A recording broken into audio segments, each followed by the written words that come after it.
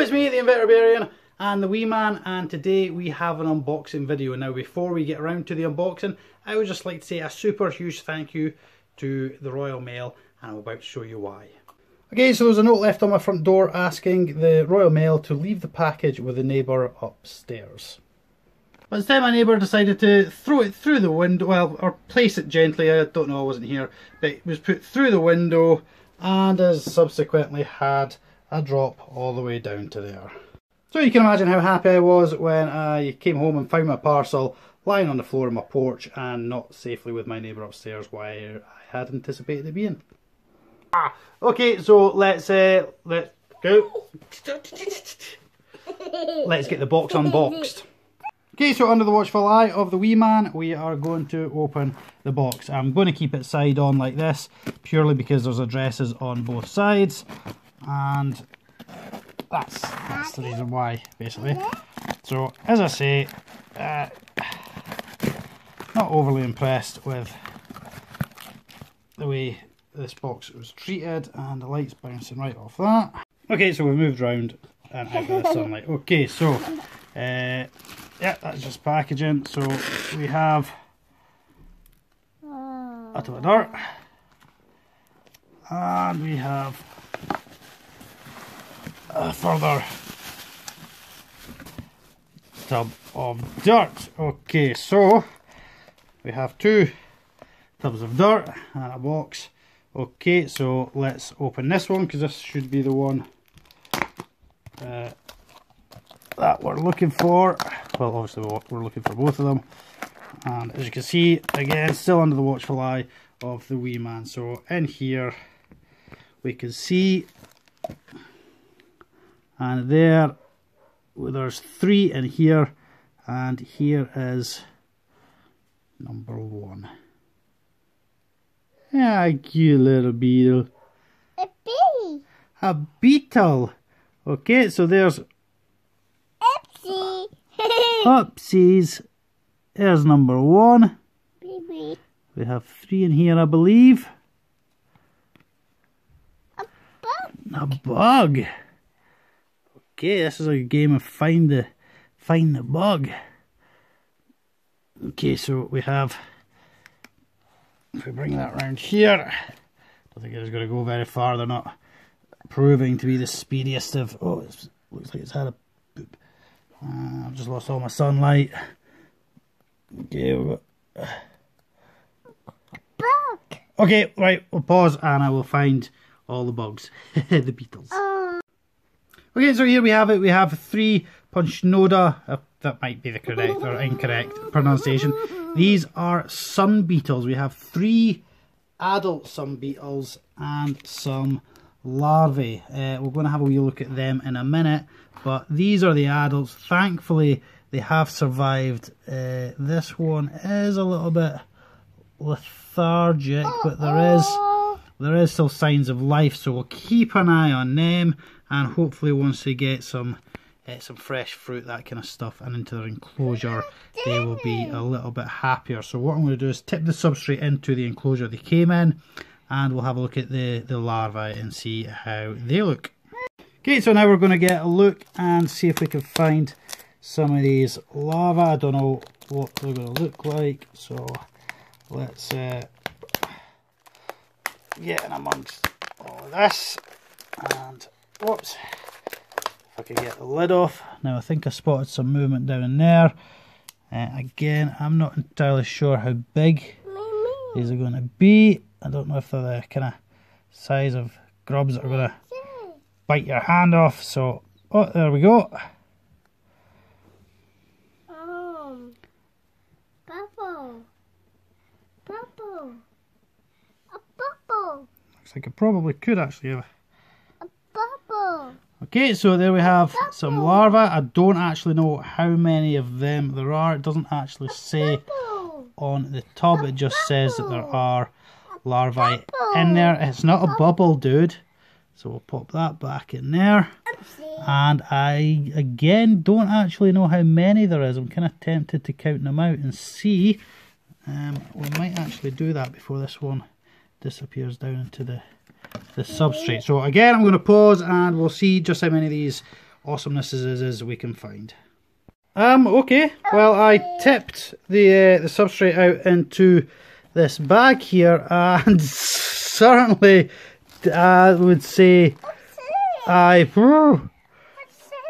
there is like, there's probably about like 20 larvae in here. So yeah, just of all shapes, forms and sizes. So look at the size of this one. Look at the size of that. Wowzers.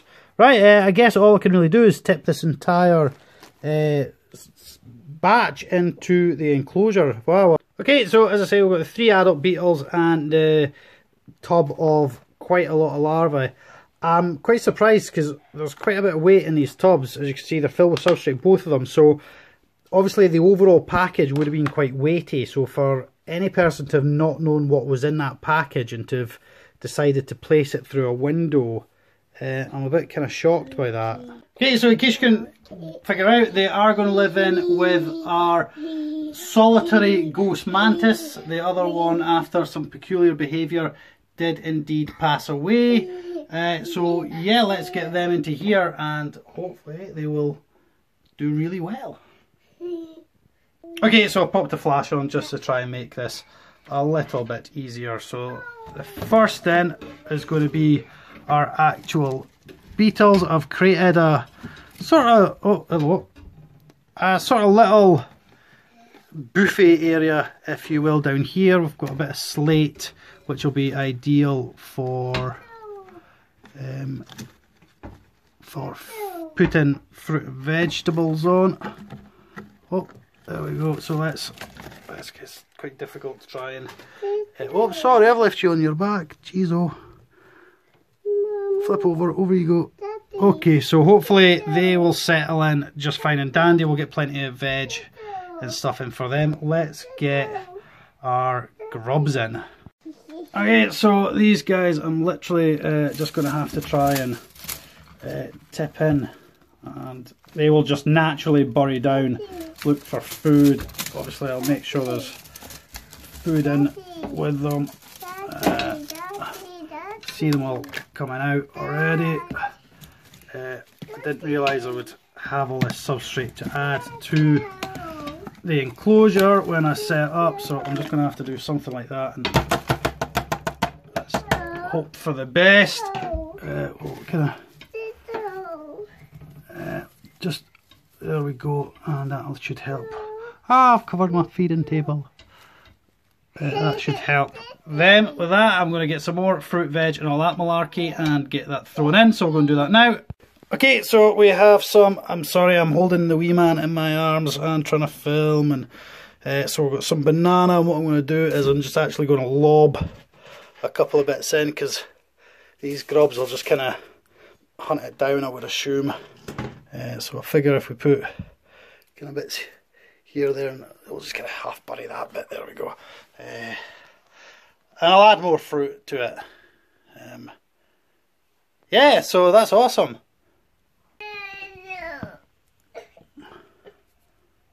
Okay, so that was just a really quick unboxing video.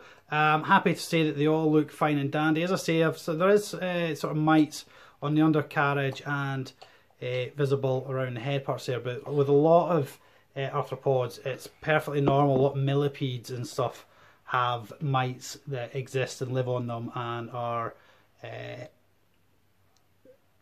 help maintain a cleanly body. So it could just be that that's exactly the same case with these things. Either way, I'll look into it, I'll let you know and keep you posted. Really chuffed that they arrived so well. It was a random buy. I know we shouldn't really randomly buy things, but it was a case of pay packaging. I'll send you the beetles and some larvae, and I was aware they could quite happily go into that tank and coexist with the mantids, and I thought it's something a little bit different, so we'll give it a bash and see how it goes. So there they are, some beetles. So yeah, pansionada. Some beetles. Anyway, I hope you've enjoyed that. Please do like, subscribe, share, and please do comment down below if you've any experience of keeping these beetles. I would love any feedback or any hints, tips, etc. that you may have in regards to them, or if you have any information about mites, that would also be awesome. Because as I say, I'm not overly worried. There are a lot of other things that have useful mites that live on them. But anyway, I'll look into it, I'll let you know. And he's just trying to pick up an elephant. Oh no, try to pick up an elephant with some feeding tongs. Anyway, see you next time. Bye bye for now. Bye bye. Bye bye.